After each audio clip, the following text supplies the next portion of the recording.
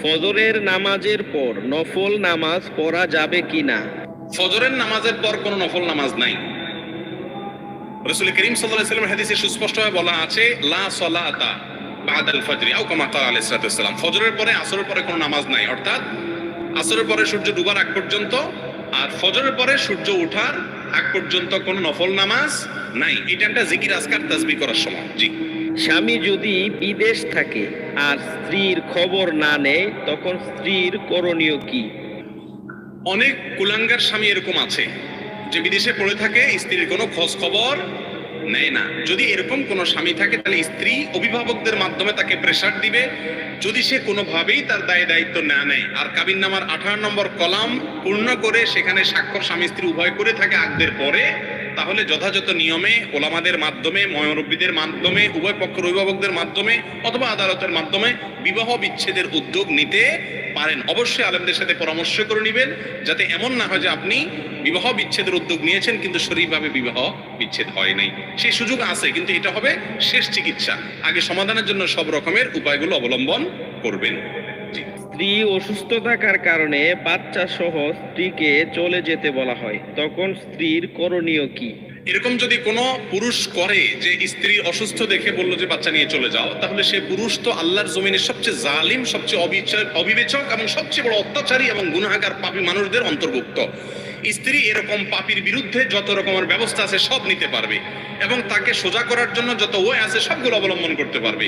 কোনোটা যদি না হয় এক্ষেত্রেও তিনি চাইলে বিচ্ছেদের পথে হাঁটতে পারবেন। জি। শায়েখ, কুরআনে ওয়াইনকে হারাম বলা হয়েছে, কিন্তু হুইস্কি, মদ, বিয়ার এগুলোকে ক্লিয়ার করে বলা হয় নাই। যদি এ সম্পর্কে কিছু বলতেন। আপনারা শুনেছেন আমাদের আব্দুল্লাহ সাইফুল্লাহ ভাই বলেছেন একটা গ্রুপ বাইর হয়েছে যাদের নাম হলো আহলে কোরআন। বাংলাদেশে অবশ্য তারা নিজেদেরকে এই নামে পরিচয় দেয় না, তাদের বাংলাদেশের নাম হলো কোরআন রিসার্চ ফাউন্ডেশন, QRF।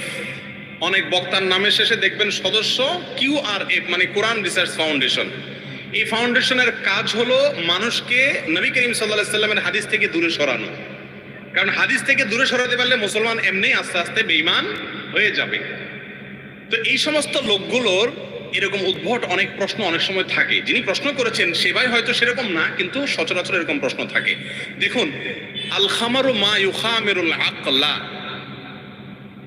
কোরআনে আল্লাহ তাআলা খামার নিষেধ করেছেন। খামার, খামার শব্দ বলতে কি বোঝানো হয়েছে তার সংজ্ঞা বলা হয়েছে যেটা মানুষের মাথা নষ্ট করে দেয়, সেন্স নষ্ট করে দেয়, মানুষের ভিতরে মাতলামি এনে দেয়, এই সবগুলাই খমর। আর সেই খমরকে আল্লাহ বলেছে ইন্নামাল খামারু ওয়াল মাইসিরু ওয়াল আনসাবু ওয়াল আজলামু রিজসুম মিন আমালিশ শাইতানি ফাজতানিবু।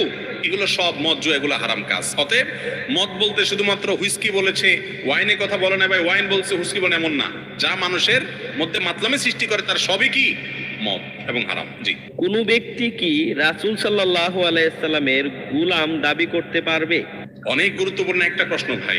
অনেকে আমাদের সমাজে আজকাল দেখা যায় যে আব্দুল নবী তার নাম, আব্দুর রসুল তার নাম, আছে না নাই? আবার অনেকে বলে আমি নবীর গোলাম, আমি রসুলের গোলাম। গোলাম শব্দের অর্থ যদি দাস হয়, ফার্সিতে এবং উর্দুতে গোলাম মানে দাস, আর আরবিতে গোলাম মানে শিশু, ছোট বাচ্চাকে বলা হয় আরবিতে গোলাম। তো আপনি যদি বলেন আপনি নবীর গোলাম, তাহলে আপনি নবীর বাচ্চা, এটা তো হওয়ার কোনো যুক্তিই নাই। কারণ আপনি বুড়া মানুষ কিভাবে নবীর বাচ্চা হন? আর নবীর বাচ্চার তো সুযোগই নাই, 1400 বছর আগে তিনি চলে গেছেন। অতএব আরবি গোলাম হওয়ার তো প্রশ্নই নেই। আর যদি বাংলা বা উর্দু বা ফার্সিতে যে গোলাম বলা হয় অর্থাৎ কৃত দাস, তাহলে আমরা সবাই কার দাস? আল্লাহ। রাসূলের দাস বললে সেক্ষেত্রে আপনি রাসূলকে আল্লাহর জায়গায় নিয়ে গেলেন, যেটা শিরক। ওই যে শিরক হলো সবচেয়ে ভয়াবহ বিষয়। এই জন্য আমরা রাসূলের গোলাম বলতে পারি না, আমরা বলতে পারি কার গোলাম? আল্লাহর গোলাম, রাসূলের উম্মত। রাসূলের কি উম্মত। জি। ইমামতি করে ও কোরআন শিক্ষা দিয়ে টাকা নেওয়া জায়েজ আছে কিনা? জি ভাই, ইমামতি এবং টাকা, এই কোরআন শিক্ষা দিয়ে টাকা নেওয়া যায়। আপনারা বলবেন হুজুর ওয়াজ করতে আসছেন, আপনি এই কথা বলবেনই। দেখেন ভাই, আবু বকর সিদ্দিক রাদিয়াল্লাহু তাআলা আনহু ইসলামী রাষ্ট্রের দায়িত্ব যখন পাইছেন, খেলাফত পাইছেন, তখন তিনি রাষ্ট্র পরিচালনা করছেন। এরই মধ্যে একদিন দোকান খুলতে যাচ্ছেন। তখন এইটি সম্ভবত বুখারীতে বর্ণিত হয়েছে এবং ডক্টর আলী আস-সাল্লাবি তার ইতিহাসের বেশ কয়েকটা বইতে উল্লেখ করেছেন। পথে ওমর রাদিয়াল্লাহু তাআলা আবু উবাইদুল জাররাহ রাদিয়াল্লাহু তাআলা দেখছেন, দেখে বলছেন যে আপনি কই যাচ্ছেন খলিফাতুল মুসলিমিন? বলে যে দোকান খুলতে যাচ্ছি বাজারে, আমার ব্যবসা খুলতে যাচ্ছি। বলে যে আপনি যদি ব্যবসা খুলতে যান রাষ্ট্র দেখবে কে? তো উনি বললেন যে ভাই আমার তো পরিবার আছে, তোমাদের রাষ্ট্রের জন্য যদি সারাদিন ব্যয় করতে হয় বা পুরো সময় দিতে হয়, তোমার পরিবার কিভাবে চলবে? তখন খলিফাতুল মুসলিমিন ওমর ইবনুল খাত্তাব রাদিয়াল্লাহু তাআলা আনহু, আবু উবাইদা ইবনুল জাররাহ রাদিয়াল্লাহু তাআলা আনহু, তখনকার অর্থমন্ত্রী, তাদের পরামর্শে আবু বকর রাদিয়াল্লাহু তাআলা আনহুকে রাষ্ট্রের কোষাগার থেকে ভাতা দেয়া হতো ইসলামী রাষ্ট্র পরিচালনার বিনিময়ে। কোরআন হাদিস কি সাহাবীরা বেশি বুঝছেন না আমরা বেশি বুঝছি? কোনো সন্দেহ আছে? যাদের সামনে কোরআন নাজিল হয়েছে ওনারা বেশি বুঝছেন না আমরা বেশি বুঝছি? তো তারা যদি দিনই কাজ, এমন কোন দিনই কাজ যে কাজের জন্য সারাটা দিন ব্যয় করতে হয় বা অন্য কাজ করলে আর এটা হয় না, সেরকম কাজ করে বিনিময় নেওয়াকে জায়েজ বলেছেন। অতএব কোরআন হাদিসের শিক্ষা দিয়ে অথবা ইমামতি করে টাকা নেওয়া জায়েজ আছে। এটা না জায়েজের ফতোয়া এদেশের সবচাইতে জোরালো ভাবে যারা দেয় তাদের নাম হলো হেজবুত তাওহীদ। একটু আগে যে গ্রুপটার কথা বলছি, এরা আলেমদেরকে গালি দিয়ে বলে ধর্ম ব্যবসায়ী। আমার প্রশ্ন হলো, হেজবুত তাওহীদের যে কোটি কোটি টাকার বই পুস্তক বিতরণ, এটা সেটা এই সমস্ত সম্মেলনের খরচের টাকা, এটা কোত্থেকে আসে? এর কোনো উত্তর আছে? একটা মাহফিল করতে আমাদের গ্রামের মানুষ কত কষ্ট হয়, আর এরা এক একটা প্রোগ্রাম করে, এদের কোনো অনুসারী নাই, কিন্তু কোটি কোটি টাকা কোত্থেকে পায়? সব ইহুদি খ্রিস্টানদের এজেন্ট। মুসলমানদের মধ্যে আলেমদের প্রতি বীতশ্রদ্ধা ভাব তৈরি করার জন্য ইচ্ছাকৃত পরিকল্পিতভাবে তারা এই সমস্ত এই ধর্ম ব্যবসায়ী বলে আলেমদেরকে গালিগালাজ করে, যাতে করে মানুষ আলেমদের থেকে বীতশ্রদ্ধা হয়ে যায়। ইমাম সাহেবরা যদি বলেন যে বেতন টেতন দেব না, আপনি কাজ কাম করেন আর আইসা অবসর সময় ইমামতি করেন, তখন মসজিদগুলোর কি অবস্থা হবে বলেন? মসজিদগুলোতে কোনো জামাত হবে ঠিক মতো? জোহরের নামাজ দেখা গেল 1টা জামাত, ইমাম সাহেব 2টার পরে আসবে, বলবে যে আমি খেতে কাজ করতেছিলাম। আপনার কিছু বলার অধিকার থাকবে? এই জন্য এটা জায়েজ আছে ইসলামের স্বার্থে। জি। হাফ হাতা শার্ট গেঞ্জি পরে নামাজ পড়লে নামাজ হবে কিনা? নামাজ হয়ে যাবে হাফ হাতা জামা গায়ে দিয়ে পড়লে, কিন্তু এটা অনুচিত। বিশেষ করে এমন কাপড় পরে নামাজ পড়া অনুচিত যে কাপড় পরে আপনি সম্মানজনক কোথাও যান না। আল্লাহ তাআলা বলেছেন, ইয়া বানি আদম খুযু যিনাতাকুম ইনদা কুল্লি মসজিদ, আই ইনদা কুল্লি সালাহ। প্রত্যেক নামাজের সময় তোমরা সুন্দর কাপড় চোপড় পরো। এইজন্য আল্লাহর সামনে যাওয়ার সময় সুন্দর করে পড়বেন। অনেকে দেখবেন বাইরে মাশাআল্লাহ স্যুট বুট পরে যায়, সুন্দর করে সেজে গুজে যায়, নামাজে দাঁড়ানোর সময় একটা গেঞ্জি আর একটা লুঙ্গি পরে দাঁড়ায় যায়। এটা উচিত না। সুন্দর স্মার্ট পোশাক আশাক পরে আল্লাহর সামনে দাঁড়াবেন। আল্লাহর দরবারে দাঁড়াচ্ছেন আপনি। প্রিয় ভাইরা, আমার প্রশ্ন উত্তর আমার মনে হয় শেষ করা দরকার। অনেক সময় হয়েছে, ভাইরাও বিরক্ত হয়ে গেছেন, আমার মনে হয় আজকে রাখা দরকার। প্রশ্ন কি আর হবে? শুনেন, চিল্লাইতেছেন তো 10-20 জনে, বাকি মুরব্বীদের তো কষ্ট হইতেছে। চালাবো আমরা আসলে? আচ্ছা দেন, একটু তাড়াহুড়া করে শেষ করে দিই ইনশাআল্লাহ। 10 থেকে 15 মিনিটের মধ্যে আমরা শেষ করতেছি ইনশাআল্লাহ। জি। শায়েখ, দাড়ি রাখার বিধান সম্পর্কে কিছু বলুন, অথবা কতটুকু রাখতে হবে সেই সম্পর্কে কিছু বলুন। দাড়ি রাখা পুরুষদের জন্য, পুরুষদের দাড়ি উঠলে সে দাড়ি রাখা ওয়াজিব। রাসূল করিম সাল্লাল্লাহু আলাইহি সাল্লাম নির্দেশ করেছেন, আফুল লুহা আরফুল লুহা, তোমরা দাড়িকে ছেড়ে দাও, দাড়িকে লম্বা করো। এই জন্য দাড়ি কাটা, ছাঁটা, দাড়ি ছোট করা এটা ইসলামের শরীয়তে কি নাই? জায়েজ নাই। দাড়ি লম্বা করতে হবে। জি। মাহফিলের টাকা নিয়ে জনকল্যাণমূলক কাজ করা যাবে কিনা? মাহফিলের ফান্ডের টাকা দিয়ে জনকল্যাণমূলক কাজ করা যাবে কিনা? ভাই, আপনারা হাঁটাহাঁটি করতেছেন, 2টা সুসংবাদ আছে আপনাদের জন্য যারা উঠে যাচ্ছেন। এক হলো তবারুক আছে, শেষে মিস হয়ে গেল। আর দ্বিতীয় কথা হলো, কোন দিনই মজলিস, কোরআন হাদিসের আলোচনা হয় এরকম কোন জায়গায় শেষ পর্যন্ত যদি কেউ থাকে, লাস্ট টাইমে যারা যায় তাদের জন্য ফেরেশতারা ঘোষণা করেন যে তোমাদের সবাইকে ক্ষমা করে দেওয়া হয়েছে। এই ঘোষণা নিয়ে যেতে চান না? ওয়াজ করে বসায় রাখার আমার দরকার নাই ভাই। আমারে ছেড়ে দিলে আমিও জানবাসি ঢাকার দিক যেতে পারি। অতএব আপনারা বসলে আমরা কথা বলি, আর না হলে উঠে যাই। তবরক আর ফেরেশতাদের দোয়া নিয়ে যাবেন তো ইনশাআল্লাহ? তাহলে উঠাউঠি করেন না। জি। কোনটা ছিল জানি? ও, মাহফিলের ফান্ডের টাকা নিয়ে জনকল্যাণমূলক কাজে ব্যয় করা যাবে কিনা। দেখুন, দানকারী যেই খাতে দান করবে সেই খাতেই খরচ করতে হবে। এটা হলো মূল মাসআলা। নসসুল ওয়াকিফে কানাসসিস শারিহ, একটা মূলনীতি, ফতোয়ার একটা মূলনীতি হলো এটা। যিনি দান করবেন তিনি যে জন্য দিবেন সেই খাতেই ব্যয় করতে হবে। মাহফিলের জন্য টাকা দিলে মাহফিলের কাজে ব্যয় করবেন। হ্যাঁ, মাহফিলের সব কাজ করার পরে উদ্বৃত্ত টাকা যদি থাকে সেটা মাহফিল সংশ্লিষ্ট বা আশপাশের কোনো উন্নয়নমূলক কাজে ব্যবহার করা যাবে। কিন্তু অনেক মাহফিল আলারা ইচ্ছাকৃত মাহফিলের কথা বলে লাখ লাখ টাকা উঠায়, তাদের ধান্দাই হলো যে সামান্য কিছু খরচ করে বাকিগুলো আমরা নিজস্ব খাতে খরচ করব। এটা জায়েজ নাই। জি। প্রভিডেন্ট ফান্ডে 10% করে তারা টাকা রাখছে, পরবর্তীতে 13% সুদ আকারে তাদেরকে দেওয়া হবে। এটা হালাল কিনা? কারণ সেখানে একটা অপশন আছে, তিনি নাও নিতে পারেন। দেখুন, প্রভিডেন্ট ফান্ড, সরকারি প্রভিডেন্ট ফান্ড, যেটা জিপিএফ বলে, জেনারেল প্রভিডেন্ট ফান্ড, এই প্রভিডেন্ট ফান্ডের কিছু অংশ কেটে রাখা হয় বাধ্যতামূলক। এটা চাকরিজীবীর হাতে না, বাধ্যতামূলক সরকার কেটে রাখে এবং তার সঙ্গে অতিরিক্ত যোগ করে টাকা দেয় চাকরি শেষে। এটা সে চাকরির মধ্যে চাইলেও আর নিতে পারে না, চাকরি শেষ হওয়ার আগ পর্যন্ত পায় না। এখানে অতিরিক্ত অংশ যেটা দিচ্ছে গভর্নমেন্ট, সেটাকে সুদ বলেই দেয়, কিন্তু তারপরেও এদেশের বেশিরভাগ বিদগ্ধ আলেমদের ফতোয়া হলো সেটা সুদ হবে না।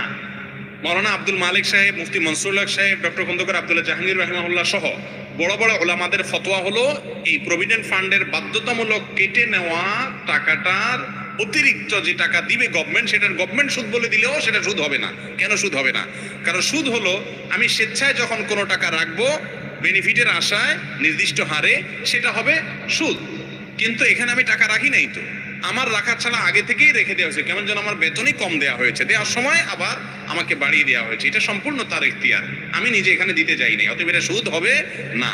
তবে এটা নির্দিষ্ট হার, সম্ভবত 10% এরকম, তারপরে অতিরিক্ত অংশ কাটাইতে পারেন চাকরিজীবী কর্মকর্তা কর্মচারী, সেটা তিনি ইচ্ছা করলে কাটাইতে পারেন, ইচ্ছা করলে নাও পারেন। সেটার এগেইনস্টে যেটা আসবে সেটা অবশ্যই সুদ হিসাবে বিবেচিত হবে, সেটা জায়েজ নাই। আমি যতটুকু জানি সরকার যেটা বাধ্যতামূলক করে ওইটা বন্ধ করার অপশন নাই, আছে।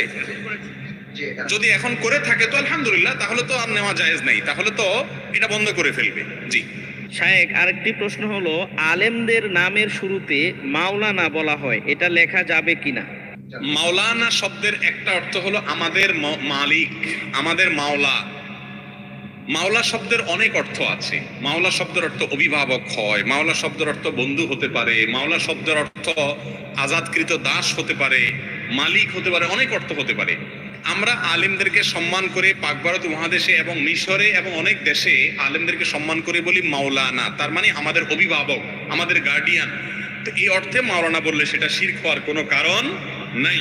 সৌদি আরবের সর্বোচ্চ ওলামা পরিষদের সদস্য, ওলামা পরিষদের প্রধান এবং ফতোয়া বিষয়ক স্থায়ী কমিটির প্রধান এবং সাবেক গ্র্যান্ড মুফতি শেখ আব্দুল আজিজ বিন আব্দুল্লাহ বিন বাজ রাহিমাহুল্লাহ তার এক ফতোয়াতে এই বিষয়টি আলোকপাত করেছেন। বিধায় অনেক ভাইরা আছেন মাওলানা বললে বলে হ্যাঁ আমাদের মাওলা তো আল্লাহ, আবার হুজুরের কেমনে মাওলানা বলে, এগুলো ভুল ধারণা। মাওলা শব্দের অনেক অর্থ আছে।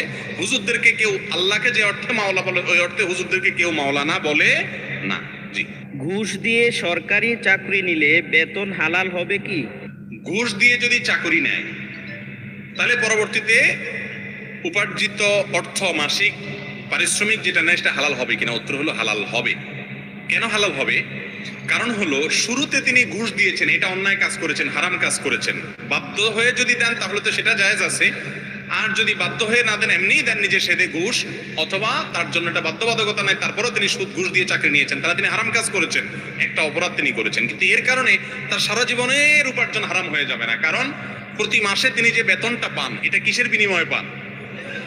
তিনি যে পরিশ্রম করেন তার বিনিময়ে পান। তিনি যে কাজটা করছেন সেটা যদি বৈধ হয় তাহলে তার পারিশ্রমিক কি হবে? ইনশাআল্লাহ হালাল হবে। একই কথা বলে রাখি, বেশিরভাগ পরীক্ষার্থীরাই কম বেশ পরীক্ষার সময় নকল চকল আশেপাশে দেখা 2 নম্বরই করে লিখে পরীক্ষা দিছেন, ঠিক না ভাই? ঠিক, হ্যাঁ ঠিক বলতেছেন, কারণ করছেন জানেন তো। তো যাই হোক, এরকম যদি আকাম কুকাম করে পরীক্ষায় পাশ করেন তাহলে আপনি গুনাহের কাজ করেছেন, আমানতের খেয়ানত করেছেন, কিন্তু তাই বলে আপনার সারা জীবন উপার্জন কি হবে না? হারাম হয়ে যাবে না। জি শায়েখ, আরেকটি প্রশ্ন হলো, কি আমল করলে তকদির পরিবর্তন হয়, অর্থাৎ ভাগ্য পাল্টে যায়? তাকদির পাল্টানোর জন্য একমাত্র আমল হলো দোয়া। একটা হাদিস রয়েছে, লা ইয়ারুদ্দুত তাকদির ইল্লা বিদুআ, দোয়ার মাধ্যমে তাকদির পরিবর্তন হয় আল্লাহর কাছে। তবে হ্যাঁ, কিছু তাকদির আছে যেগুলো দোয়ার মাধ্যমে পরিবর্তন হয়, আবার তাকদিরে মুবরাম এক প্রকারের তাকদির আছে যেগুলো কোনো দ্বারা পরিবর্তন, কিছু দ্বারা পরিবর্তন হয় না। হায়াত, রিজিক এগুলো দোয়ার মাধ্যমে পরিবর্তন হয় এবং অনেক তাকদির পরিবর্তন হয়। জন্য আল্লাহর কাছে দোয়া বেশি বেশি করে করতে থাকতে হবে। অন্যের টাকা আত্মসাৎ করে সন্তানকে আলেম হাফেজ বানিয়েছেন, এই ছেলে কি তার বাবা মাকে জান্নাতে নিয়ে যাবেন কি না, এবং তিনি নিজে জান্নাতে যেতে পারবেন কিনা? দেখুন, কোন মানুষ যদি অবৈধ উপার্জন দিয়ে সন্তানকে হাফেজ আলেম বানায়, এমনকি কাবা শরীফের ইমামও হয়ে যায় ওই ছেলে, ওই লোকের আখিরাতে মুক্তির কোনো পথ খোলা নাই। মুক্তির একমাত্র পথ হলো যে অবৈধ উপার্জন করেছেন সেটা যাদের অর্থ তাদের কাছে ফেরত দিয়ে আসতে হবে, অন্যথায় তাদের পক্ষ থেকে দান করে দিতে হবে। এরপরে যে আল্লাহর কাছে তওবা করলে সেটা ক্ষমার আশা করা যেতে পারে। অন্যের অর্থ আত্মসাৎ করে রেখে এরপর আপনি হাজী সাহেব, গাজী সাহেব, মাওলানা, আলেমের বাপ, হাফেজের বাপ, মুফতি সাহেবের বাপ, খতিব সাহেবের বাপ, এমনকি মক্কার ইমাম সাহেবের বাপ হইলেও কোনো লাভ হবে না। তার সন্তানরা যদি আলেম ওলামা হয়, হাফেজ হয়, তো সন্তানদের কোনো দোষ নাই, তাদের পিছনে নামাজ হবে, অসুবিধা নেই। জি। বিয়ে করার সময় যদি পরিবার মেনে না নেয় তাহলে পছন্দের মেয়েকে বিয়ে করা যাবে কি না? দেখুন, যুবকরা সবসময় ভালো করে বুঝবেন, যুবক যুবতী সবার জন্যই বিবাহ করবেন মা বাবা এবং মুরব্বীদের তাদের পছন্দে, তাদের পরামর্শের ভিত্তিতে।